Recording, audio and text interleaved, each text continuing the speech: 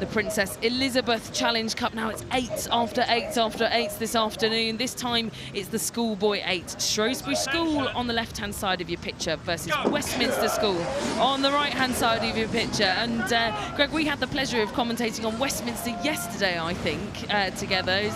Is that right? I think we have both of these two as well. So we have the unmissable colours in the pink of Westminster on the right of the picture and Shrewsbury School on the left. We were really impressed with Westminster School yesterday. They were 5th at national schools earlier in this year. We're wondering whether they've moved on. And likewise, we've got Shrewsbury on the far side, stroke for stroke. Great race off the start. So a great start there for Shrewsbury School, who will come here knowing that Westminster were ahead of them at the national schools earlier in the year. This is the scenes at the end of the island, but jumping now to the centre of the course, and Shrewsbury clinging on, I think, potentially by the skin of their teeth, but Westminster, they're going to have eyes on the prize here. No, I think they're both right in this one. As we see the umpire waving the flag, they're asking Shrewsbury to go back onto their station, but they're right in it. They could still cause a blade clash if they'd come any further across.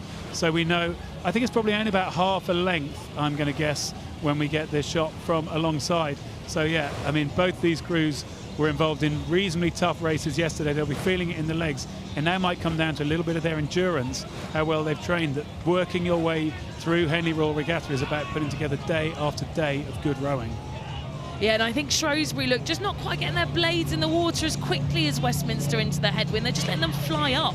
Just watch the differences as the blades, we call it skying, don't we, Greg? You know, they just don't quite make it in as quickly, and that is the difference, look, and that's how much it means. 3 seats to Westminster currently as they come past Remenham Club, still well within the clinches of Shrewsbury School.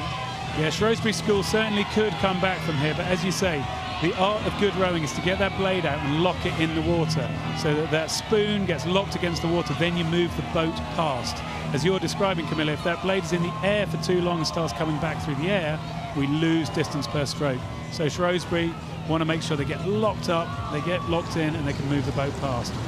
Yeah, and I know the Westminster School coach, Josh Butler, he was saying they run all of their boys through quads mostly to develop their skills, to make sure that they are rowing really well, to build their programme for the 8s. And so he was really keen on saying that, look, this 8 has been built on years of rowing quads, and I think that has really helped them with that blade placement, because the quads just move so quickly, don't they? Yeah, so the quad moves quickly, these 8s are moving quickly. We looked at the markings that they had on this Westminster boat again yesterday. The little white bands on the blade loom just above the spoon, which marks that the spoon should go in the water, but I don't think those bands are meant to go in, as we're seeing it. Are Shrewsbury coming back here? It was about 3 seats when we had the overhead shot. Looks like it's still 3 seats, so Westminster are not getting away. Can Shrewsbury make a move? There is still space here. There's still probably 500 metres, nearly 2 minutes of rowing to go. An interesting move there by the cocks of the Westminster School 8, Patrick Moody. He's just tucked right into that Buckinghamshire bank, and that little change in steering, I don't know whether that's, you know, given the opportunity here for Shrewsbury to keep their line straight. You know, moving in a straight line is certainly much faster than moving in a zigzag. And look, Shrewsbury here, just keeping their line nice and straight. And big kudos here to Natalia Toms, who's, you know, despite being challenged by the umpire, held her ground.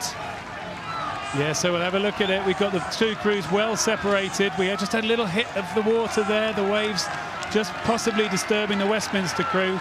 But here we go, we're coming into the final part of the race. We're filming here from the progress board. It's about 10 strokes from when we're level with this camera. Can Shrewsbury get through? They're coming back well.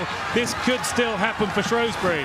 Oh, canvas to Westminster at the moment, a real surge from Shrewsbury as they shorten right up in front of the cheers of the crowd. This is going to be one for the ages here in the Princess Elizabeth Challenge Cup. Shrewsbury with a few strokes to go. Westminster have a disaster, just as catch of the water, and their Henley dreams dashed in this, the Princess Elizabeth Challenge Cup. Shrewsbury took their opportunity there. What a race we had on our hands. Well, you can see us in our commentary position here. Shrewsbury have just done a fantastic race there. and they've come almost into our commentary position here, but they rode Westminster to a standstill. That was fantastic.